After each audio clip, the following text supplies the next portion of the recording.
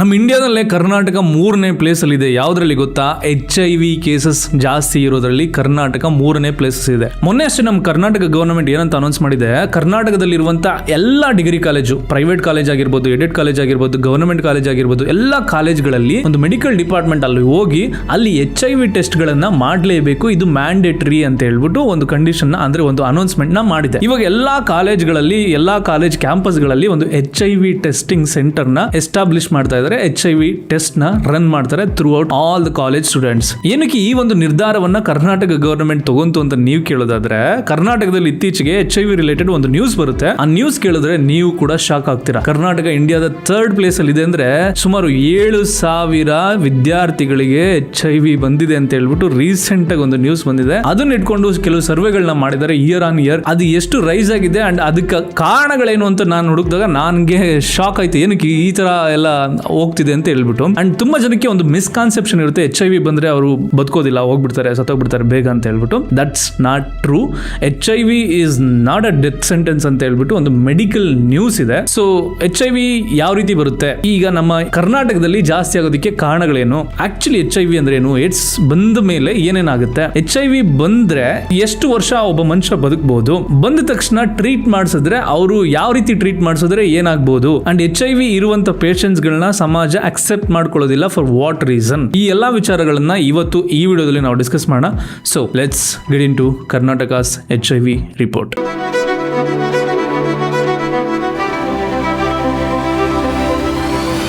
So ನಮ್ಮ ಸುತ್ತಮುತ್ತ ನಡೀತಿರುವಂತಹ trending ಟಾಪಿಕ್ಗಳನ್ನ ನಿಮಗೆ ಅರ್ಥ ಆಗೋ ರೀತಿ ತಿಳಿಸುವಂತ ಪ್ರಯತ್ನ ನಂದು. ನೀವೇನಾದ್ರೂ ಈ ವಿಡಿಯೋಗೆ ಹೊಸಬರಾಗಿದ್ರೆ ಸಬ್ಸ್ಕ್ರೈಬ್ ಮಾಡ್ಕೊಳ್ಳಿ.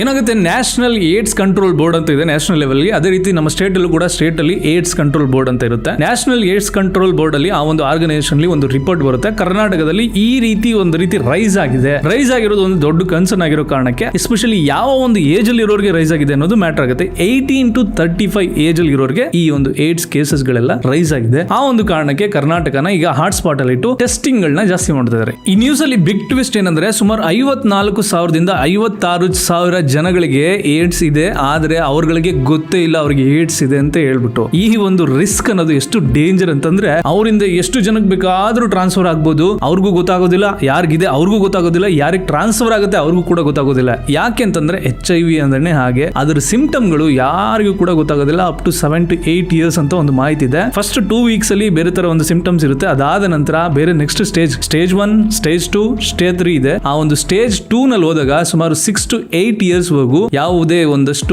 ಮೇಜರ್ ಸಿಂಪ್ಟಮ್ ಗಳು ಗೊತ್ತಾಗಲ್ಲ, ಸ್ಲೋ ಪಾಯ್ಸನ್ ತರ ವರ್ಕ್ ಆಗುತ್ತೆ HIV ಅಂತ ಒಂದು ಮಾಹಿತಿ ಇದೆ. ಅದಕ್ಕೂ ಮುಂಚೆ ಈ HIV ಬರೋದಕ್ಕೆ ಕಾರಣಗಳೇನು, ನಮ್ಮ ಎಸ್ಪೆಷಲಿ ಕರ್ನಾಟಕದಲ್ಲಿ ಇಷ್ಟು ರೈಸ್ ಆಗೋದಕ್ಕೆ ಕಾರಣಗಳೇನು ಅಂತ ನಾನು ಹುಡುಕ್ತಾ ಹೋದಾಗ ನನಗೆ ಸುಮಾರು ಒಂದು 4 ಕಾರಣಗಳು ಸಿಕ್ತು. ಅದರಲ್ಲಿ ನಂಬರ್ 1 ಮೇನ್ಲಿ ಮೇಜರ್ ಯಾವುದು ಅಂತಂದ್ರೆ ಡೇಟಿಂಗ್ ಆಪ್ ಅಂಡ್ ಅನಾನಿಮಿಟಿ. ನೋಡಿ, ಈ ಡೇಟಿಂಗ್ ಆಪ್ಸ್ ಗಳು ಎಷ್ಟು ರೈಸ್ ಆಗ್ತಿದೆ ಅಂದ್ರೆ, ಇವಾಗೆಲ್ಲ ಒನ್ ನೈಟ್ ಸ್ಟ್ಯಾಂಡ್ ಅಂತ ಆಗಿರ್ಬೋದು, ಹುಕ್ಅಪ್ ಕಲ್ಚರ್ ಅಂತ ಆಗಿರ್ಬೋದು, ಈ ತರ ಅನ್ನೋನ್ ಪರ್ಸನ್ ಜೊತೆಗೆ ಫಿಸಿಕಲಿ ಇನ್ವಾಲ್ವ್ ಆಗೋದಾಗಿರ್ಬೋದು, ಈ ತರ ಎಲ್ಲ ಒಂದು ಸ್ವಲ್ಪ ಎಕ್ಸ್ಟ್ರಾ ಲೆವೆಲ್ಗೆ ಹೋಗ್ತಾ ಇದೆ. ಆ ಒಂದು ಎಕ್ಸ್ಟ್ರಾ ಲೆವೆಲ್ಗೆ ಹೋಗ್ತಾ ಇರೋದು ಎಷ್ಟು ಜನಕ್ಕೆ ಇದೆ, ಆಲ್ರೆಡಿ ಇರೋರು ಯಾರಿಗಿದೆ ಯಾರಿಗಿಲ್ಲ ಅನ್ನೋದು ಯಾರಿಗೂ ಗೊತ್ತಾಗಲ್ಲ. ಸೊ ಆ ಒಂದು ಕಾರಣಕ್ಕೆ ಅಲ್ಲಿ ಅನ್ಪ್ರೊಟೆಕ್ಟಿವ್ ಆಗೋ ಒಂದು ಕಾರಣಕ್ಕೆ ಏನಾಗ್ತಿದೆ, ಅದು ಟ್ರಾನ್ಸ್ಫರ್ ಆಗ್ತಿದೆ. ಈ ಡೇಟಿಂಗ್ ಆಪ್ ಕಲ್ಚರ್ ಇಂದ ಏನಾಗಿದೆ, ಯಾವ ವ್ಯಕ್ತಿ ಯಾರ ಜೊತೆಗೆ ಫಿಸಿಕಲ್ ರಿಲೇಶನ್ಶಿಪ್ ಅಲ್ಲಿ ಇರ್ತಾರೆ, ಮತ್ತೆ ಇನ್ನೊಂದು ಯಾರ ಜೊತೆಗೆ ಇರ್ತಾರೆ ಅಂತ ಕಂಡುಹಿಡಿಯೋದಕ್ಕೆ ಅಸಾಧ್ಯ ಆಗುತ್ತೆ. ಯಾಕಂದ್ರೆ ಒಬ್ಬ ವ್ಯಕ್ತಿ ಮಲ್ಟಿಪಲ್ ಪೀಪಲ್ ಜೊತೆಗೆ ಕನೆಕ್ಟ್ ಆಗ್ತಾ ಇರ್ತಾರೆ, ಆ ಒಂದು ಫಿಸಿಕಲ್ ರಿಲೇಶನ್ಶಿಪ್ ನಡೀತಾ ಇರುತ್ತೆ. ಈ ಒಂದು ಪ್ರೊಸೆಸ್ ಇಂದ ಯಾರಿಂದ ಯಾರಿಗೆ ಬಂತು, ಯಾರಿಂದ ಯಾರಿಗೋಯ್ತು, ಯಾವ್ದನ್ನು ಕಂಡುಹಿಡಿಯೋದು ಅಸಾಧ್ಯ ಆಗ್ತಿದೆ ಹೆಲ್ತ್ ಡಿಪಾರ್ಟ್ಮೆಂಟ್ಗೆ.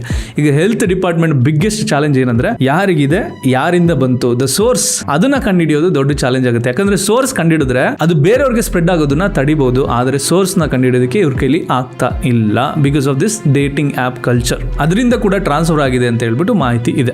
3rd ರೀಸನ್ ಕೇಳಿದ್ರೆ ನೀವು ಶಾಕ್ ಆಗ್ಬಿಡ್ತೀರಾ. ತುಂಬಾ ಜನಗಳು ಈ ಮನೆಯಿಂದ ಆಚೆಗೆ ಬಂದ ತಕ್ಷಣ, ಎಸ್ಪೆಷಲಿ PGಗಳಾಗಿರ್ಬೋದು, ಹಾಸ್ಟೆಲ್ಗಳಾಗಿರ್ಬೋದು, ಇಂಥ ಒಂದು ಕಲ್ಚರ್ ಉಳ್ಕೊಳ್ಳೋದಕ್ಕೆ ಹೋದಾಗ ಫ್ರೀಡಮ್ ಅಟ್ ಮ್ಯಾಕ್ಸಿಮಮ್ ಲೆವೆಲ್ ಸಿಕ್ಬಿಡುತ್ತೆ. ಅವಾಗ ಪ್ರಾಬಬ್ಲಿ ಬೌಂಡ್ರೀಸ್ ನ ದಾಟಬಹುದು ಅಥವಾ ಫಿಸಿಕಲ್ ರಿಲೇಶನ್ಶಿಪ್ ಹೋಗ್ಬೋದು. ಇವಾಗೆಲ್ಲ ಲಿವಿಂಗ್ ಅನ್ನೋದು ಕಾಮನ್ ಆಗಿದೆ, ಲಿವಿಂಗ್ ರಿಲೇಶನ್ಶಿಪ್ ಅನ್ನೋದು. But that's not the big issue here. The big issue is ಆ ಒಂದು ಹಾಸ್ಟೆಲ್ ಕಲ್ಚರ್ ಅಲ್ಲಿ ಒಬ್ಬರಿಂದ ಒಬ್ಬರಿಗೆ ಯಾವ ರೀತಿ ಹರಡುತ್ತೆ ಅಂತ ಹೇಳ್ಬಿಟ್ಟು ನೀವೇ ಇಮ್ಯಾಜಿನ್ ಮಾಡ್ಕೊಳ್ಳಿ, ನೀವೇ ಅಂಡರ್ಸ್ಟ್ಯಾಂಡ್ ಮಾಡ್ಕೊಳ್ಳಿ. I don't want to get into the deep topic. ಇನ್ನು ನಂಬರ್ 4 ಅಲ್ಲಿ ಇರೋದು sexually transmitted infections. Basically second reason ಏನಿತ್ತು ಅನ್ಪ್ರೊಟೆಕ್ಟೆಡ್ ಸೆಕ್ಸ್. ಇದನ್ನ ಮಾಡಬೇಕಾದ್ರೆ ಇವ್ರುಗಳಿಗೆ ಕೆಲವ್ರಿಗೆ ಯಾರಿಗೆ ಯಾವ ಕಾಯಿಲೆ ಇರುತ್ತೆ ಅಂತ ಗೊತ್ತಾಗೋದಿಲ್ಲ. ಅದರಿಂದ ಈ ಅನ್ಪ್ರೊಟೆಕ್ಟೆಡ್ ಫಿಸಿಕಲ್ ರಿಲೇಶನ್ಶಿಪ್ ನಡೆಸ್ತಾ ಇರೋದ್ರಿಂದ ಒಬ್ಬರಿಂದ ಒಬ್ಬರಿಗೆ ಆ ಒಂದು STI ಕಾರಣದಿಂದಾಗಿ ಕೆಲವು ವೈರಸ್ಗಳು, ಕೆಲವು ಪ್ರಾಬ್ಲಮ್ಗಳು, ಕೆಲವು ಹೆಲ್ತ್ ಇಶ್ಯೂಸ್ಗಳು ಟ್ರಾನ್ಸ್ಮಿಟ್ ಆಗಬಹುದು. ಟ್ರಾನ್ಸ್ಮಿಟ್ ಆದವ್ರಿಗೂ ಗೊತ್ತಾಗೋದಿಲ್ಲ, ಯಾರಿಂದ ಟ್ರಾನ್ಸ್ಮಿಟ್ ಆಗುತ್ತೆ ಅವ್ರಿಗೂ ಕೂಡ ಗೊತ್ತಾಗೋದಿಲ್ಲ. ಈ 4 ರೀಸನ್ಗಳಿಂದ ನಮ್ಮ ಕರ್ನಾಟಕದಲ್ಲಿ ಏಡ್ಸ್ ಇರುವಂತವರ ಸಂಖ್ಯೆ ಜಾಸ್ತಿ ಆಗಿದೆ ಅಂತ ಹೇಳ್ಬಿಟ್ಟು ಗವರ್ನಮೆಂಟ್ ಕಡೆಯಿಂದ ಒಂದು ರಿಪೋರ್ಟ್ ಆಚೆಗೆ ಬಂದಿದೆ. ಇದ್ರ ಬಗ್ಗೆ ಡೆಕ್ಕನ್ ಕ್ರಾನಿಕಲ್ಸ್ ನ್ಯೂಸ್ ಪೇಪರ್ ಅಲ್ಲಿ ಒಂದು ಸ್ಟಾಟಿಕ್ಸ್ ಬಂದಿದೆ. ಅಂದ್ರೆ ಯಾವ ಒಂದು ಇಯರ್ ಅಲ್ಲಿ ಎಷ್ಟಿತ್ತು, ಈ ಇಯರ್ ಅಲ್ಲಿ ಎಷ್ಟಿದೆ ಅಂತ ಹೇಳ್ಬಿಟ್ಟು. ಸ್ಟಾಟಿಸ್ಟಿಕ್ಸ್ ಪ್ರಕಾರ ಬ್ಯಾಕ್ ಇನ್ 2023-24 ನಲ್ಲಿ 44,500 ಜನಕ್ಕೆ ಏಡ್ಸ್ ಇತ್ತು. ಇವಾಗ 2025-26 ಕೌಂಟ್ ಎಷ್ಟು ರೈಸ್ ಆಗಿರ್ಬೋದು ನೀವು ಯೋಚನೆ ಮಾಡಿ. 66,600 ಅಂದ್ರೆ 22,200-300 ಜಾಸ್ತಿ ಆಗಿದೆ ಆಫ್ಟರ್ 1 or 2 years. ಅಂಡ್ ಆ ಸ್ಟಾಟಿಸ್ಟಿಕ್ಸ್ ಅಲ್ಲಿ ಒಂದು ಬಿಗ್ ಟ್ವಿಸ್ಟ್ ಏನಂದ್ರೆ ರೈಸ್ ಆಗಿರುವಂತ, ಈಗ ಯಾರಿಗೆ ರೈಸ್ ಆಗಿದೆ, ಯಾರಿಗೆ ಏಡ್ಸ್ ಬಂದಿದೆ, ಅವರ ಒಂದು ಏಜ್ ಬಂದು 18 to 25 ಅಂತ ಇದೆ. ಜಸ್ಟ್ ಇಮ್ಯಾಜಿನ್ 18 to 25 ನಲ್ಲಿ ಇರುವಂತವರಿಗೆ ಏಡ್ಸ್ ಸಂಖ್ಯೆ ಜಾಸ್ತಿ ಆಗಿದೆ ಅಂತ ಒಂದು ಮಾಹಿತಿ ಬಂದಿದೆ. ಇವಾಗ ಯಾರಿಗೆ HIV ಏಡ್ಸ್ ಪಾಸಿಟಿವ್ ಇದೆ, ಆ ಪಾಸಿಟಿವ್ ಇರೋರಿಗೆ ಒಂದು 3 ಸ್ಟೇಜ್ ಇದೆ. ಒಂದು ಅಕ್ಯೂಟ್ ಸ್ಟೇಜ್, ಇನ್ನೊಂದು ಲೇಟೆನ್ಸಿ ಸ್ಟೇಜ್, ಇನ್ನೊಂದು ಅಡ್ವಾನ್ಸ್ ಸ್ಟೇಜ್. ಈ ಅಕ್ಯೂಟ್ ಸ್ಟೇಜ್ ಅಲ್ಲಿ ಏನಾಗುತ್ತೆ, ಅದು ಬಂದು ಆಲ್ಮೋಸ್ಟ್ 4 weeks ವರೆಗೂ ನಿಮಗೆ ಮಿನಿಮಮ್ ಸಿಂಪ್ಟಮ್ಸ್ ಕಾಣುತ್ತೆ. ಲೈಕ್ ಸ್ವಲ್ಪ ಸಡನ್ ಆಗಿ ಸ್ವಲ್ಪ ಫೀವರ್ ಬರೋದು, ಜ್ವರ ಈ ತರ ಎಲ್ಲ ಬರೋದು ಕಾಣಿಸ್ಕೊಳ್ಳುತ್ತೆ. ಅದು ನಿಮಗೆ ಕಾಮನ್ ಆಗಿ ಅನ್ಸುತ್ತೆ. ಅಂದ್ರೆ HIV ಯಾರು ಬಂದಿರುತ್ತೆ ಅವರಿಗೆ ಕಾಮನ್ ಅಂತ ಅನ್ಸುತ್ತೆ. ಅವ್ರಿಗೆ ಏನು ಡೌಟ್ ಬರೋದಿಲ್ಲ HIV ಬಂದಿದೆ ಅಂತ ಹೇಳ್ಬಿಟ್ಟು. ಯಾರು ಕೂಡ ಒಂದು ಡೌಟ್ಫುಲ್ ಆಗಿ ಇರೋದಿಲ್ಲ. ಆ 4 weeks ಆದ್ಮೇಲೆ ಅವ್ರಿಗೆ ಏನಾಗ್ಬಿಡುತ್ತೆ, ಕಾಮನ್ ಆಗ್ಬಿಡುತ್ತೆ. ಏನಾದ್ರು ಅವಾಗ ಹುಷಾರ್ ತಪ್ಪೋದು ಅದು ಇದು ಕಾಮನ್ ಆಗ್ಬಿಡುತ್ತೆ. ಅದನ್ನ ಮೆಜಾರಿಟಿ ತುಂಬಾ ಪೀಪಲ್ಗಳು ಲೈಕ್ HIV ಟೆಸ್ಟ್ ಮಾಡಿಸೋಕೆ ಹೋಗುದಿಲ್ಲ. ದ ಡೇಂಜರಸ್ ಸ್ಟೇಜ್ ಯಾವುದು ಅಂತಂದ್ರೆ ಲೇಟೆನ್ಸಿ ಸ್ಟೇಜ್. ಏನಕ್ಕೆ ಅಂತಂದ್ರೆ ಆ ಒಂದು ಸ್ಟೇಜ್ ಅಲ್ಲಿ ಸಿಂಪ್ಟಮ್ಸ್ ಗಳೇ ಗೊತ್ತಾಗೋದಿಲ್ವಂತೆ. ಅವ್ರಿಗೆ ಈ ತರ ಏನೋ ಒಂದು ಪ್ರಾಬ್ಲಮ್ ಇದೆ ಅಂತ ಸಿಂಪ್ಟಮ್ಸೇ ಗೊತ್ತಾಗೋದಿಲ್ವಂತೆ. ಬೇಸಿಕಲಿ HIV ಏಡ್ಸ್ ಬಂದವ್ರಿಗೆ ಏನಾಗುತ್ತೆ ಅಂತಂದ್ರೆ, ಈಗ ನಮ್ಮ ದೇಶವನ್ನ ಕಾಯೋದಕ್ಕೆ ಯೋಧರು ಯಾವ ರೀತಿನೋ ಅದೇ ರೀತಿ ನಮ್ಮ ದೇಹವನ್ನ ಕಾಯೋದಕ್ಕೆ ವೈಟ್ ಬ್ಲಡ್ ಸೆಲ್ಸ್ ಬೇಕು. ಆ ವೈಟ್ ಬ್ಲಡ್ ಸೆಲ್ಸ್ ನ ಒಂದೊಂದೇ ನಾಶ ಮಾಡ್ತಾ ಹೋಗುತ್ತೆ ಈ ಒಂದು HIV ವೈರಸ್. ಆ ನಾಶ ಮಾಡುವಂತ ಪ್ರೋಸೆಸ್ ಏನಿದೆ ಅಂದ್ರೆ ವೆರಿ ಸ್ಲೋ ಪ್ರೋಸೆಸ್ ಅಂತೆ. ಅಂಡ್ DNA ಒಳಗಡೆ ಇದು ಇಂಪ್ಯಾಕ್ಟ್ ಆಗೋದ್ರಿಂದ ಯಾವುದೇ ಒಂದು ರೀತಿ some of the common test ಅಲ್ಲಿ ನಿಮಗೆ ಗೊತ್ತೇ ಆಗೋದಿಲ್ಲ ಅಂತೆ. ಸೊ ಈ ಒಂದು ಕಾರಣಕ್ಕೆ latency period is the most dangerous period. ಅದರಿಂದ ಏನಾಗುತ್ತೆ, ಇವರು ಸೋರ್ಸ್ ಆಗಿ ಆಕ್ಟ್ ಮಾಡ್ತಾರೆ. ಸೋರ್ಸ್ ಅಂದ್ರೆ ಲೈಕ್ ಇವರಿಂದ ಬೇರೆಯವರಿಗೆ ಟ್ರಾನ್ಸ್ಫರ್ ಆಗ್ಬೋದು in any way. Some time ಏನಾಗ್ಬಿಡುತ್ತೆ, ಕೆಲವು ಲೋಕಲ್ ಮೆಡಿಕಲ್ ಗಳಲ್ಲಿ ಮೋಸ್ಟ್ಲಿ ಇವಾಗೆಲ್ಲ ನಡೀತಾ ಇಲ್ಲ, ಯೂಸ್ ಮಾಡ್ತಿದ್ದಂತ ಸಿರಿಂಜ್ ನೇ ಮತ್ತೆ ರಿಯೂಸ್ ಮಾಡಿದ್ರೆ ಒಬ್ಬರಿಂದ ಮತ್ತೊಬ್ಬರಿಗೆ ಟ್ರಾನ್ಸ್ಫರ್ ಆಗುತ್ತೆ. ಅಂಡ್ ಇನ್ನೊಂದು ಬಿಗ್ಗೆಸ್ಟ್ ಪ್ರಾಬ್ಲಮ್ ಏನಂದ್ರೆ, ಕೆಲವು ಸಲೂನ್ ಗಳಲ್ಲಿ ರೇಸರ್ ನೆಲ್ಲ ಯೂಸ್ ಮಾಡ್ತಾರಲ್ಲ, ರೇಸರ್ ಯೂಸ್ ಮಾಡಿದಾಗ ಯಾರಿಗೋ ಒಬ್ರಿಗೆ ಏನೋ ಶೇವ್ ಮಾಡ್ಬೇಕಾದ್ರೆ, ಏನೋ ಟ್ರಿಮ್ ಮಾಡ್ಬೇಕಾದ್ರೆ, ಏನೋ ಸಮಥಿಂಗ್ ಮಾಡ್ಬೇಕಾದ್ರೆ ಏನಾದ್ರು ಬ್ಲಡ್ ಬಂತು ಅಂದ್ರೆ ಅದು ಕಾಣೋದಿಲ್ಲ. ಅದು ಬಂದು ಆ ಬ್ಲೇಡ್ ಮೇಲೆ ನಿಂತಿಲ್ಲ.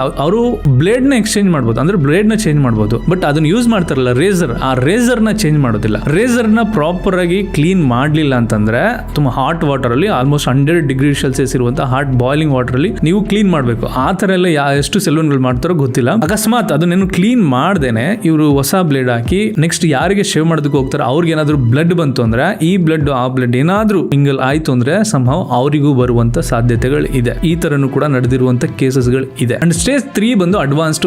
ಈ ಒಂದು ಸ್ಟೇಜ್ ಹೋದ್ಮೇಲೆ ಆಲ್ಮೋಸ್ಟ್ ಒಬ್ಬ ಮನುಷ್ಯನಿಗೆ ಕ್ಲಿಯರ್ ಆಗಿ ಅರ್ಥ ಆಗ್ಬಿಡುತ್ತೆ ಯಾವುದೋ ಒಂದು ಕಾಯಿಲೆ, ದೊಡ್ಡ ಕಾಯಿಲೆ ಬಂದಿದೆ ಅಂತ ಹೇಳ್ಬಿಟ್ಟು. ಯಾಕೆ ಅಂತಂದ್ರೆ ಫುಲ್ ಬಾಡಿ weight ಕಮ್ಮಿ ಆಗ್ಬಿಡುತ್ತಂತೆ ಸ್ಟೇಜ್ 3ಗೆ ಹೋದ್ರೆ. ಅಂಡ್ ತುಂಬಾ ಜನಕ್ಕೆ ಒಂದು ಮಿಸ್ಕಾನ್ಸೆಪ್ಷನ್ ಏನಿದೆ ಅಂದ್ರೆ, HIV ಬಂತು ಅಂದ್ರೆ ಮನುಷ್ಯ ಸತ್ತೋಗ್ಬಿಡ್ತಾನೆ ಫಾರ್ ಶೂರ್ ಅಂತ ಹೇಳ್ಬಿಟ್ಟು. ಆತರ ಇಲ್ಲ. ಮೆಡಿಕಲ್ ಇವಾಗ ಅಡ್ವಾನ್ಸ್ಡ್ ಆಗಿ ಬಂದಿದೆ. ಮೆಡಿಕಲ್ ಟ್ರೀಟ್ಮೆಂಟ್ ಇರೋ ಕಾರಣಕ್ಕೆ ಅವರಿಗೂ ಕೂಡ ಒಬ್ಬ ನಾರ್ಮಲ್ ಮನುಷ್ಯ ಬದುಕುವಂತ ಲೈಫ್ ಸ್ಪ್ಯಾನ್ ವರೆಗೂ ಬದುಕಿಸುವಂತ ಸಾಧ್ಯತೆಗಳಿದೆ. ಬಟ್ ಕಂಟಿನ್ಯೂಸ್ ಮೆಡಿಕೇಶನ್ ಅಲ್ಲಿ ಇರಬೇಕು ಅಂತ ಒಂದು ಮಾಹಿತಿ ಇದೆ. ತುಂಬಾ ಅರ್ಲಿ ಸ್ಟೇಜ್ ಅಲ್ಲಿ ಬಂದವ್ರಿಗೆ ಆಗಿರ್ಬೋದು, ಯಾರಿಗೆ ಆಗಿರ್ಬೋದು, ಆಂಟಿ ರೆಟ್ರೋ ವೈರಲ್ ಥೆರಪಿ ಅಂತ ಹೇಳ್ಬಿಟ್ಟು ಮಾಡ್ತಾರೆ. ಅದನ್ನ ಮಾಡೋದ್ರಿಂದ ಏನಾಗುತ್ತೆ ಅಂದ್ರೆ, ಇಟ್ಸ್ ಲೈಕ್ ಓರಲ್ ಪಿಲ್ ನೇ ಕೊಡ್ತಾರೆ ಅಂತ ಒಂದು ಮಾಹಿತಿ ಇದೆ.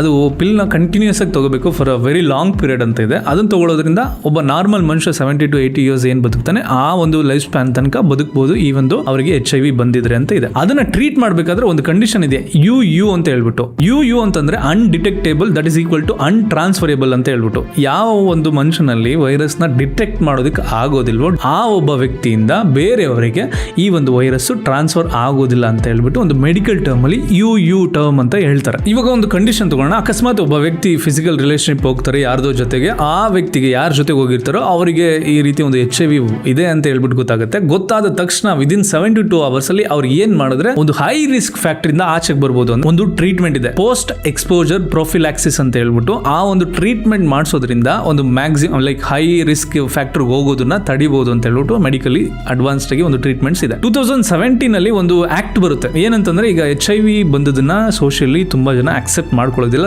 ದ ರೀಸನ್ ಏನಂದ್ರೆ HIV ಮೇನ್ಲಿ ಬರೋದು ಈ ರೀತಿ ಒಂದು ಅನ್ಪ್ರೊಟೆಕ್ಟೆಡ್ ಸೆಕ್ಷುವಲ್ ರಿಲೇಶನ್ಶಿಪ್ ಇಂದ. ಯಾವಾಗ HIV ಬಂತೋ, HIV ಅಂದ್ರೆ ಇಂಡಿಯಾದಲ್ಲಿ ತುಂಬಾ, ಅಂದ್ರೆ ಇಂಡಿಯಾದಲ್ಲಿ ಬಿಡಿ ವರ್ಲ್ಡ್ ಅಲ್ಲಿ ತುಂಬಾ ಜಾಸ್ತಿ ರೈಸ್ ಆಗೋದಕ್ಕೆ ಸ್ಟಾರ್ಟ್ ಆಯ್ತು. ಆ ರೈಸ್ ಆಗೋದಕ್ಕೆ ಮೇನ್ ಸೋರ್ಸ್ ಯಾವುದು ಅಂತಂದ್ರೆ ಮೋಸ್ಟ್ಲಿ ಪ್ರಾಸ್ಟಿಟ್ಯೂಟ್ ಗಳು ಅಂತ ಗೊತ್ತಾಗುತ್ತೆ. ಏನಕ್ಕೆ ಈ ಪ್ರಾಸ್ಟಿಟ್ಯೂಟ್ ಗಳು ಅಂತಂದ್ರೆ ಅಲ್ಲಿ ತುಂಬಾ ಜನ, ಅಂದ್ರೆ ಬೇರೆ ಬೇರೆ ಕಡೆಯಿಂದ ಬಂದಂತ ಜನ ಒಬ್ಬರ ಜೊತೆಗೆ ಫಿಸಿಕಲಿ ಇನ್ವಾಲ್ವ್ ಆಗಿರ್ತಾರೆ ಆ ಒಂದು ಕಾರಣಕ್ಕೆ ಅಂತ ಹೇಳ್ಬಿಟ್ಟು. ಬಟ್ ಇಲ್ಲಿ ಯಾರ್ಯಾರಿಗೆ ಟ್ರಾನ್ಸ್ಫರ್ ಆಗಿರುತ್ತೆ ಅವ್ರಿಗೆ ಗೊತ್ತಿರೋದಿಲ್ಲ. ಎಸ್ಪೆಷಲಿ ಈವನ್ ಮ್ಯಾರೇಜ್ ಆಗಿರೋರು ಕೂಡ ಅಲ್ಲೇನಾದ್ರೂ ಹೋಗಿದ್ರೆ ಅವ್ರಿಗೆ ಟ್ರಾನ್ಸ್ಫರ್ ಆಗಿರುತ್ತೆ, ಅವರಿಂದ ಅವರ ವೈಫಿಗೆ ಟ್ರಾನ್ಸ್ಫರ್ ಆಗಿರುತ್ತೆ. Again it continues. ಸೊ ಇದು ಈ ಒಂದು ರೀಸನ್ ಇಂದ ತುಂಬಾ ಜನಕ್ಕೆ ಪ್ರಾಬ್ಲಮ್ ಆಗ್ತಿತ್ತು. ಅವಾಗೆಲ್ಲ ಒಂದು ಭಯ ಇತ್ತು. ಅವಾಗೆಲ್ಲ ಒಂದು ಏನಿತ್ತು ಅಂದ್ರೆ ಬಂದ್ರೆ ಮನುಷ್ಯ ಬೇಗ ಹೋಗ್ಬಿಡ್ತಾನೆ ಅಂತ ಇತ್ತು. ಬಿಕಾಸ್ ಆ ಟೈಮಲ್ಲಿ ಇನ್ನೂ ಮೆಡಿಕಲ್ ಅಡ್ವಾನ್ಸ್ಡ್ ಆಗಿರಲಿಲ್ಲ ಈ ಒಂದು ಟ್ರೀಟ್ಮೆಂಟ್ಗೆ ಅಂತ ಹೇಳ್ಬಿಟ್ಟು. ಇನ್ನು ಪರ್ಮನೆಂಟ್ ಕ್ಯೂರ್ ಅಂತ ಯಾರು ಫೈಂಡ್ ಔಟ್ ಮಾಡಿಲ್ಲ. ಬಟ್ ಇವಾಗ ಏನಾಗಿದೆ ಅಂದ್ರೆ ಲೈಫ್ ಸ್ಪ್ಯಾನ್ ಏನಿದೆ, ಈಗ ಅದು ಕಾಯಿಲೆ ಬಂತು ಅಂದ್ರೆ ಬೇಗ ಸತ್ತೋಗ್ಬಿಡ್ತಾರೆ ಅಂತ ಇತ್ತಲ್ಲ, ಅದನ್ನ ಕಟ್ ಡೌನ್ ಮಾಡಿದ್ದಾರೆ, ಲೈಫ್ ಸ್ಪ್ಯಾನ್ ನ ಜಾಸ್ತಿ ಮಾಡಿದ್ದಾರೆ ವಿತ್ ದ ಟ್ರೀಟ್ಮೆಂಟ್. ಸೊ ಈಗ ನಮ್ಮ ಸಮಾಜದಲ್ಲಿ ಆ ಒಂದು ಏಡ್ಸ್ ಅಥವಾ HIV ಬಂದಿರುವಂತ ವ್ಯಕ್ತಿಗಳನ್ನ ಅಕ್ಸೆಪ್ಟ್ ಮಾಡ್ಕೊಳ್ಳೋದಿಲ್ಲ. ಅಕ್ಸೆಪ್ಟ್ ಏನಕ್ಕೆ ಮಾಡ್ಕೊಳ್ಳೋದಿಲ್ಲ ಅಂದ್ರೆ ಬಿಕಾಸ್ ಆಫ್ ಆ ಒಂದು ರೀಸನ್ ಇಂದ ಇವ್ರಿಗೆ ಬಂದಿರುತ್ತೆ ಅಂಡ್ ಇವ್ರಿಗೂ ಬರ್ಬೋದು ನಮಗೂ ಬರ್ಬೋದು ಅಂತ ಹೇಳ್ಬಿಟ್ಟು ಒಂದು ಭಯ ಇರುತ್ತೆ. ಅದು ಒಂದಾಗಿರ್ಬೋದು. ಅಂಡ್ ಅವರನ್ನ ನೋಡುವಂತ ರೀತಿನೇ ಬೇರೆ ತರ ಆಗಿರ್ಬೋದು. ಅದಕ್ಕೆ 2017 ಅಲ್ಲಿ ಒಂದು ಆಕ್ಟ್ ಬರುತ್ತೆ. ಆ ಒಂದು ಆಕ್ಟ್ ಏನಂದ್ರೆ ಯಾವುದೇ ಒಬ್ಬ ವ್ಯಕ್ತಿ ಎನಿ ಮೆಡಿಕಲ್, ಗವರ್ನಮೆಂಟ್ ಮೆಡಿಕಲ್, ಯಾವುದೇ ಒಂದು ಮೆಡಿಕಲ್ ಹೋಗಿ ಅವರು ಟೆಸ್ಟ್ ನ ಮಾಡಿಸ್ಕೋಬಹುದು. ಟೆಸ್ಟ್ ಮಾಡಿಸ್ಕೊಂಡ ನಂತರ ಆ ಒಂದು ಟೆಸ್ಟ್ ಯಾರು ಮಾಡ್ತಾರಲ್ಲ, ಆ ಮೆಡಿಕಲ್ ಡಿಪಾರ್ಟ್ಮೆಂಟ್ ಆಗಿರ್ಬೋದು, ಡಾಕ್ಟರ್ ಆಗಿರ್ಬೋದು, ಯಾರಾದ್ರೂ ಆಗಿರ್ಬೋದು, ಆ ಒಂದು ಇನ್ಫಾರ್ಮೇಶನ್ ನ ಯಾರಿಗೂ ಕೂಡ ಶೇರ್ ಮಾಡೋಂಗಿಲ್ಲ. ಶೇರ್ ಮಾಡದೇ ಇರೋ ತರ ಪ್ರೊಟೆಕ್ಟ್ ಮಾಡ್ಕೊಳ್ಳುವಂತ ಕಾನೂನನ್ನ 2017 ಅಲ್ಲಿ ನಮ್ಮ ಸ್ಟೇಟ್ ಅಂಡ್ ಸೆಂಟ್ರಲ್ ಗವರ್ಮೆಂಟ್ ಕಡೆಯಿಂದ ಪಾಸ್ ಆಗಿದೆ. ಸೊ ಈಗ ಎಲ್ಲಾ ಕಾಲೇಜ್ಗಳಲ್ಲಿ ಈ ಒಂದು ಟೆಸ್ಟ್ ಅನ್ನ ಕಂಡಕ್ಟ್ ಮಾಡ್ತಾ ಇರುವಂತ ರೀಸನ್ ಬಂದು ಟು ಪ್ರೊಟೆಕ್ಟ್. ಅದನ್ನ ಬಿಟ್ಬಿಟ್ಟು ಯಾರಿಗೂ ಭಯ ಪಡಿಸಬೇಕು ಅಂತ ಏನಿಲ್ಲ. ಸೊ ಈ ಒಂದು ಆಕ್ಟ್ ಪ್ರಕಾರ ನಿಮ್ಮ ಒಂದು ಪರ್ಸನಲ್ ಡೇಟಾ ಏನೇ ಒಂದು ರಿಪೋರ್ಟ್ ಬಂದ್ರು ಸಹ HIV ರಿಲೇಟೆಡ್ ಅದನ್ನ ಎಲ್ಲಿಗೂ ಯಾರಿಗೂ ಶೇರ್ ಮಾಡೋದಿಲ್ಲ. ಒನ್ಸ್ ಇನ್ ಕೇಸ್ ಯಾರ್ದಾದ್ರೂ ಪಾಸಿಟಿವ್ ಆಗಿ ಬಂತು ಅಂತಂದ್ರೆ ಅವರು ಸ್ವಲ್ಪ ಕೇರ್ಫುಲ್ ಆಗಿರ್ಬೇಕು. ಅವರಿಂದ ಬೇರೆಯವರಿಗೆ ಟ್ರಾನ್ಸ್ಫರ್ ಆಗದೆ ಇರೋ ತರ. ಯಾಕಂದ್ರೆ ಇವಾಗೆಲ್ಲ ಕೆಲವು ಸೆಂಟರ್ಗಳಿದೆ, ಅಲ್ಲೇ ಇದ್ಕೊಂಡು ಅವರು ಟ್ರೀಟ್ ಮಾಡ್ತಾರೆ. ಅಂಡ್ ಅಕಸ್ಮಾತ್ ಮನೆಯಲ್ಲಿ ಇದ್ರೆ ಸ್ವಲ್ಪ ಹೈ ರಿಸ್ಕ್. ಯಾಕೆ ಅಂತಂದ್ರೆ ಈಗ ಮನೆಯಲ್ಲಿ ಯಾರೋ ಒಬ್ರು ತರಕಾರಿ ಕಟ್ ಮಾಡ್ತಾ ಇರ್ತಾರೆ, ಬೈ ಮಿಸ್ಟೇಕ್ ಆಗಿ ಏನೋ ಕಟ್ ಮಾಡ್ಕೊಂಡ್ಬಿಡ್ತಾರೆ. ಅದೇ ಒಂದು ಚಾಕನ್ನ ಇನ್ನೊಬ್ರು ಯೂಸ್ ಮಾಡ್ತಾರೆ ಕ್ಲೀನ್ ಮಾಡ್ದೇನೆ ಪ್ರಾಪರ್ ಆಗಿ. ಅದು ಇವರಿಗೆ ಟಚ್ ಆಯ್ತು ಅಥವಾ ಏನೋ ಒಂದು ಬೇರೆ ಯಾವುದೋ ಒಂದು ರೀತಿ ಬ್ಲಡ್ ಟು ಬ್ಲಡ್ ಏನಾದ್ರು ಸ್ವಲ್ಪ ಆ ಬ್ಲಡ್ ಈ ಬ್ಲಡ್ ಏನಾದ್ರು ಎಕ್ಸ್ಚೇಂಜ್ ಆಯ್ತು ಅಂತಂದ್ರೆ so then there is a chances. So ಅದೇ ಕಾರಣಕ್ಕೆ ಕೆಲವು ಟ್ರೀಟ್ಮೆಂಟ್ ಸೆಂಟರ್ಗಳಿದೆ, ಆ ಸೆಂಟರ್ಗಳಲ್ಲೇ ಅವ್ರನ್ನ ಟ್ರೀಟ್ ಮಾಡ್ತಾರೆ. ಇನ್ನು ತುಂಬಾ ಜನ ಏನ್ ಮಾಡ್ತಾರೆ, ಆ ಮನೆ ಬಿಟ್ಬಿಟ್ಟು ಬೇರೆ ಕಡೆ ಹೋಗ್ಬಿಡ್ತಾರೆ, ಈ ತರ ಸೆಂಟರ್ಗಳಲ್ಲಿ ಸ್ಟೇ ಆಗ್ತಾರೆ. ಸೊ ಓವರ್ ಆಲ್ ಹೇಳೋದಾದ್ರೆ HIV ಅನ್ನೋದು ನಮ್ಮ ಕರ್ನಾಟಕದಲ್ಲಿ ರೈಸ್ ಆಗ್ತಿರೋದು ಇಟ್ಸ್ ಅ ಬಿಗ್ಗೆಸ್ಟ್ ಕನ್ಸರ್ನ್. ನಿಜವಾಗ್ಲೂ ಬಿಗ್ಗೆಸ್ಟ್ ಕನ್ಸರ್ನ್. ನಾನೊಂದು ಮೂವಿ ನೋಡಿದ್ದೆ, ಅರುವಿ ಅಂತ ಹೇಳ್ಬಿಟ್ಟು. ನೀವು ಯಾರಾದ್ರೂ ನೋಡಿಲ್ಲ ಅಂತಂದ್ರೆ ಆ ಮೂವಿನ ಖಂಡಿತ ನೋಡಿ, ಮಿಸ್ ಮಾಡದೆ ನೋಡಿ. And the climax is like next level. ಆ ಟೈಮಲ್ಲಿ ನಾನು ನೋಡಿದಾಗ ಐ ಲಿಟರಲಿ ಕ್ರೈಡ್. ಯಾಕೆ ಅಂತಂದ್ರೆ ಒಬ್ಬ ಹೆಣ್ಣಿನ ಲೈಫ್ ಯಾವ ತರ ಇರುತ್ತೆ ಅಂತ ಹೇಳ್ಬಿಟ್ಟು ಅವರು ತೋರಿಸ್ಕೊಂಡಿದ್ದಾರೆ. ಅಂಡ್ ಆಲ್ಸೋ ಒಬ್ಬ ಹೆಣ್ಣು ಮನೆಯಿಂದ ಆಚೆಗೆ ಹೋದ ನಂತರ ಅವರಲ್ಲಿ ಆಕೆಯ ಲೈಫ್ ಯಾವ ತರ ಇರುತ್ತೆ, ಒಂಟಿ ಹೆಣ್ಣಿನ ಲೈಫ್ ಯಾವ ತರ ಇರುತ್ತೆ ಅಂತ ಹೇಳ್ಬಿಟ್ಟು. ಅಂಡ್ ಆಕೆ ಮೇಲೆ ಸಮಾಜದಲ್ಲಿ ಯಾವ ಯಾವ ಕಡೆಯಿಂದ ಎಲ್ಲೆಲ್ಲಿಂದ ಜನಗಳು ಕಣ್ಣ ಹಾಕ್ತಾರೆ ಅವಳ ಒಂದು ಲೈಫ್ ಮೇಲೆ ಅಂತ ಹೇಳ್ಬಿಟ್ಟು ಒಂದು ಮಾಹಿತಿ ಇದೆ. ಅಂಡ್ ಆ ಒಂದು ಮೂವಿನಲ್ಲಿ ಸಿಕ್ಕಾಪಟ್ಟೆ ಫನ್ ಇದೆ, ಸಿಕ್ಕಾಪಟ್ಟೆ ಸೆಂಟಿಮೆಂಟ್ ಇದೆ, ಅಂಡ್ ಸಿಕ್ಕಾಪಟ್ಟೆ ಮೆಡಿಕಲ್ ಟರ್ಮ್ ಇದೆ. ಅಂಡ್ ಆಕೆಯ ಒಂದು ಬೋಲ್ಡ್ನೆಸ್, ನನಗೆ ಈ ತರ ಆಗಿದೆ ಅಂತ ಯಾವಾಗ ಆಕೆ ಗೊತ್ತಾಗುತ್ತೋ ಅವಳು ಇಂಟೆನ್ಷನಲಿ ಕೆಲವ್ರ ಜೊತೆಗೆ ಲೈಕ್ ಇನ್ವಾಲ್ವ್ ಆಗಿ ಅವರ ಲೈಫ್ ನ ಕಂಟ್ರೋಲ್ ತಗೊಳ್ಳೋ ತರ ಮಾಡ್ತೀನಿ ಅಂತ ಹೇಳ್ಬಿಟ್ಟು ಎದುರಿಸ್ತಾಳೆ. But climax is something else. ಆ ಮೂವಿನ ಖಂಡಿತ ನೋಡಿ. ಅಂಡ್ ಆ ಮೂವಿನಲ್ಲಿ ತೋರಿಸಿದ್ದಾರೆ ಯಾವ ರೀತಿ ಬಂದಿರಬಹುದು ಅಂತ ಹೇಳ್ಬಿಟ್ಟು, ಏಡ್ಸ್ ಯಾವ ರೀತಿ ಬಂದಿರಬಹುದು ಅಂತ ಹೇಳ್ಬಿಟ್ಟು ತೋರಿಸಿದ್ದಾರೆ. ನೀವು ನೋಡಿ, ಅದ್ರಲ್ಲಿ ಎಳ್ನೀರು ಕುಡಿಯುವಂತ ಒಂದು ಸೀನ್ ಇದೆ, ಮರಿದೆ ಆ ಸೀನ್ ನ ನೋಡಿ ನಿಮ್ಗೆ ಅರ್ಥ ಆಗುತ್ತೆ. ನಿಮ್ಮ ಕಾಲೇಜ್ ಕ್ಯಾಂಪಸ್ ಅಲ್ಲಿ ಏನಾದ್ರು ಈ ತರ ಒಂದು ನಡೆಸ್ತಾ ಇದ್ರೆ ಅಥವಾ ಆಲ್ರೆಡಿ ಸ್ಟಾರ್ಟ್ ಮಾಡ್ಕೊಂಡಿದ್ರೆ ಕಮೆಂಟ್ ಮಾಡಿ ಎಸ್ ಅಂತ ಹೇಳ್ಬಿಟ್ಟು. ಸೊ ನಮ್ಮ ಸುತ್ತಮುತ್ತ ನಡೀತಿರುವಂತ ಟ್ರೆಂಡಿಂಗ್ ಟಾಪಿಕ್ಗಳನ್ನ ನಿಮ್ಗೆ ಅರ್ಥ ಆಗೋ ರೀತಿ ತಿಳಿಸುವಂತ ಪ್ರಯತ್ನ ನಂದು. ನೀವೇನಾದ್ರೂ ಈ ವಿಡಿಯೋಗೆ ಹೊಸಬರಾಗಿದ್ರೆ ಸಬ್ಸ್ಕ್ರೈಬ್ ಮಾಡ್ಕೊಳ್ಳಿ. ಮುಂದಿನ ದಿನಗಳಲ್ಲಿ ಒಳ್ಳೆ ವಿಡಿಯೋಸ್ಗಳನ್ನ ತರೋಣ, ನಿಮ್ಗೆ ಒಳ್ಳೆ ಇನ್ಫಾರ್ಮೇಶನ್ ಶೇರ್ ಮಾಡೋಣ. ಪೀಸ್.